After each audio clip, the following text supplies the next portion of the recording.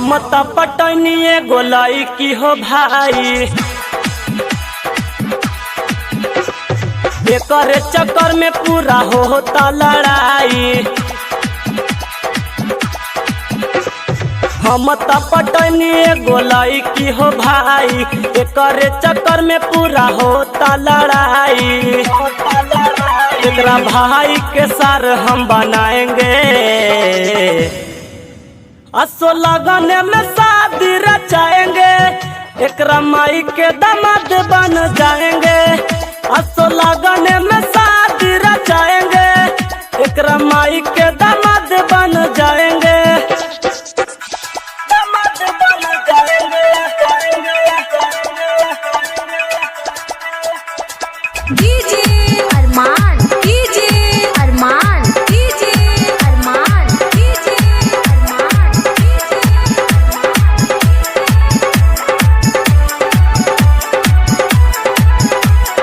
अदापुर, अदापुर। आइल रहे पढ़े धमाहुली बाजार हो, वही दिन से एकरा से भइल हमके प्यार हो।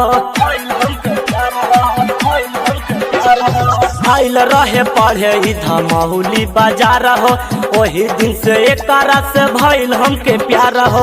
ये है जो प्यार हम साथ निभाएंगे, शादी रचाई हम झगड़ा मिटाएंगे। एकरा पापा के ससुर हम बनाएंगे,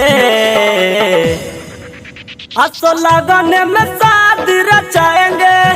एकरा माई के दामाद बन जाएंगे, असो लगन में शादी रचाएंगे। एकरा माई के दामाद बन जाएंगे। डीजे अरमान, डीजे अरमान, डीजे अरमान, डीजे अरमान, डीजे अदापुर, अदापुर, अदापुर, अदापुर। प्यार न खोएंगे पैरवी लगाएंगे, राइटर सुनील को साथ में ले जाएंगे। प्यार न खोएंगे पैरवी लगाएंगे, भूषण तेज को साथ में ले जाएंगे। रंजित यादव एकरा बिना जी न पाएंगे, माई भाई बापा एक सबको मनाएंगे। नहीं मानेगा तो लेके भाग जाएंगे,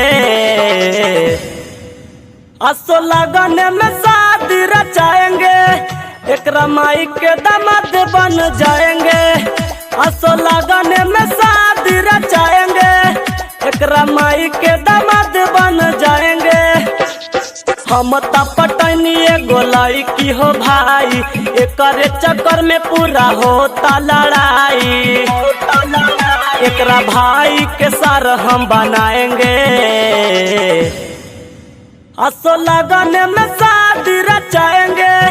एकरा माई के दामाद बन जाएंगे, असो लगन में शादी